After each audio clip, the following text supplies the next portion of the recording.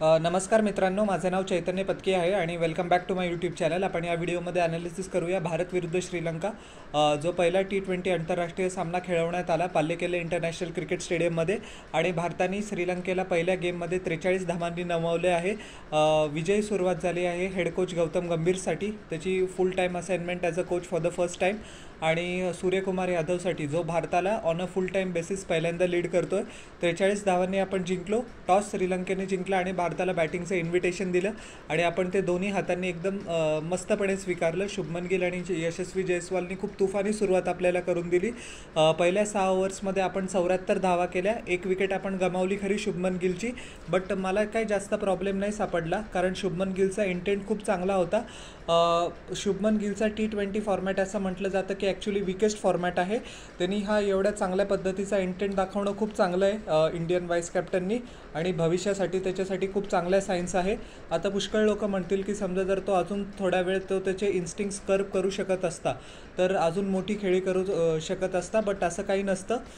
समजा तुम्ही एका पॉझिटिव्ह इंटेंटसोबत खेळताय आणि समजा जर बॉल मारायला आहे तर तुम्हाला मारायलाच पाहिजे. कधी कधी टायमिंग होत नाही आणि कधी कधी विकेट पडून जाते, सो जास्त ओव्हर ॲनालिसिस त्या गोष्टीची करायची गरज नाही आहे. यशस्वी जयस्वालनी पण 40 धावा केल्या 21 चेंडूंमध्ये. खूप चांगली आणि उत्कृष्ट त्यांनी बॅटिंग केली. पॉवर प्लेमध्ये पण भरपूर त्यांनी खरपूस समाचार घेतला श्रीलंकन बॉलर्सचा. काय म्हणतात त्याला, त्यांनी चांगल्या पद्धतीने त्याची इनिंग स्पेस केली आणि असंच नाही की त्यांनी बॅड बॉल्स पुटावे केले. त्याचा इंटेंट एवढा चांगला असतो की तो चांगले बॉल पण बॉलर टाकतो, तो पण त्याला बाउंड्री पार पाठवायची त्याची क्षमता असते. तर तो थोडी मोठी खेळी करू शकत असतात, but it is what it is. त्याच्यानंतर आपला लाडका सूर्यभाऊ आला. फर्स्ट टाईम, जसं की मी तुम्हाला काही सेकंदापूर्वी सांगितलं की भारताचं नेतृत्व तो करत होता फुल टाईम आणि प्लेअर ऑफ द मॅच त्यालाच नेमण्यात आलं. त्यांनी खूप उत्कृष्ट खेळी केली. 58 धावा केल्या फक्त 26 चेंडूंमध्ये. चौकार षटकारांची बारिश करून दिली आणि जे मोमेंटम आपल्याला यशस्वी जयस्वाल आणि शुभमन गिलनी स्टार्टिंगला मिळवून दिलं होतं त्याला त्यांनी कंटिन्यू केलं. श्रीलंकन बॉलर्सला मिडल ओव्हर्समध्ये including world class bowlers like हसारंगाला बिलकुल म्हणजे कळलं नाही की त्याला कुठे बॉलिंग करावी, कशी बॉलिंग करावी. सूर्यकुमार यादव जी फील्ड सेट आहे तो कॅप्टनच्या माइंडसोबत खेळतो. ग्राउंडचा प्रत्येक एरिया तो खूप चांगल्या पद्धतीने युटिलाइज करू शकतो for the purpose of scoring run, आणि ही इनिंग्स काही वेगळी नव्हती. Sweep shot, reverse sweep, lap sweep, over covers, over mid wicket, over long off, over long on, खूप मोठी खूप चांगली रेंज होती सूर्याची. मला तर वाटत होतं तो अजून 3-4 ओव्हर टिकला असता तर नक्कीच त्यांनी 100 केले असते. बट एनिवेज खूप चांगल्या पद्धतीने इंटेंट दाखवला आणि प्रत्येक बॉलला अटॅक करायचं जे माइंडसेट आहे हे आपल्याला ॲप्रिशिएट करावं लागेल. पर्सनल माइलस्टोन कधी कधी होणार नाही, आपल्याला वाटेल तो थोडासा थांबला असता तर त्याचा पर्सनल माइलस्टोन झाला असता, बट हे जे इन्कल्केट केलेलं कल्चर आहे रोहित शर्मा आणि राहुल द्रविडच्या पार्टनरशिपनी, हेच पहिल्या मॅचमध्ये तरी आपल्याला सांगितलं की ही टीम कंटिन्यू करते. सो खूप चांगलं काय म्हणतात त्याला की वाटलं की असं आपण कंटिन्यू करतो आणि असंच आपण 213 धावांपर्यंत पोचून गेलो. श्रीलंकेच्या बॉलर्सला काहीही काय म्हणतात त्याला नेम करता आला नाही. फक्त मथीशा पातिरानाने इम्प्रेस केलं. चेन्नई सुपर किंगसाठी तो खेळतो. त्याला CSKचे फॅन्स खूप चांगल्या पद्धतीने ओळखत असतील. 40 धावा दिल्या, बट त्यांनी 4 विकेट्स घेतल्या towards the end. So Shubman गिलची विकेट घेतली होती. वनिंडू हसारंगाने त्याला स्टंप केलं कुसाल मेंडिसने, बट या एनिवेज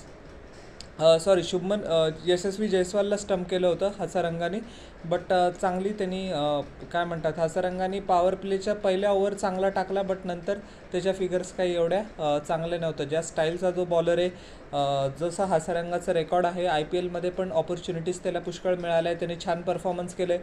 श्रीलंकेला त्याच्या सिनियर प्लेयर्सपासून खूप चांगली अपेक्षा असते, बट ते दरवेळेला त्याला डिसअपॉइंट करतात. हाच 2015 नंतर श्रीलंकेचा ॲक्च्युली प्रॉब्लेम होता. 214चं टार्गेट श्रीलंकेला चेस करायचं होतं, बट सुरुवात त्यांनी खूप एक्सेप्शनल केली. 84 धावांची ओपनिंग भागीदारी पाथुम निसंकामध्ये होती. पाथुम निसंकाने 79 धावा केल्या फक्त 48 चेंडूंमध्ये. कुडोस त्याला. कुशाल मेंडिसकडनं पण त्याला भरपूर चांगली साथ मिळाली. मेंडिसने 50 करायला पाहिजे होती, अनफॉर्च्युनेटली तो नाही करू शकला. बट हार्दिक पांड्याचा श्रीलंकन बॅट्समननी स्पेशली ओपनर्सनी खरपूस समाचार घेतला. 40पेक्षा जास्त धावा दिल्या त्यांनी. हार्दिक पांड्यासाठी ॲक्च्युली हा ऑफ डे होता. बॅटिंगमध्ये पण तो जे काही जास्त कमाल करू नाही शकला, बट एखादा गेम असा येऊनच जातो. चांगली पाथुम निसंका एक टेक्निकल पोझिशनल प्लेअर आहे, बट तो मोठे मोठे शॉट्स पण खेळू शकतो. जो मोहम्मद सिराजला त्यांनी फ्रंट फुटवर पुल शॉट खेळला होता स्क्वेअर लेगवर, षटकार लगावला, तो माझ्यासाठी श्रीलंकन इनिंग्सचा बेस्ट शॉट होता. ज्या पण वेळेला स्पेशली हार्दिक पांड्याने शॉर्ट बॉलिंग केली, त्याला शॉर्ट थर्ड मॅचवर श्रीलंकन बॅट्समननी अपरकट खेळला.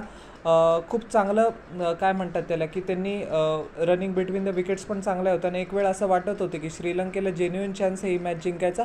बट ज्या वेळेला श्रीलंकेची 84 धावावर पहिली विकेट पडली, नंतर पण काय म्हणतात त्याला की 56 धावाची पार्टनरशिप झाली होती. बट पुढे श्रीलंकेला मोमेंटम कंटिन्यू करता आलं नाही आणि जो इंडियन बॉलर्सचा एक्सपिरियन्स आहे तो 4मध्ये आला.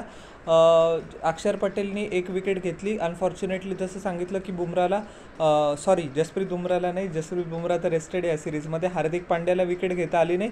अक्षर पटेलनी पण मिडल ओव्हर्समध्ये चांगलं चोकअप करून ठेवलं श्रीलंकन बॅट्समनला, जेणेकरून ज्यांना पायतील तशा फ्रीडमसोबत खेळता आलं नाही.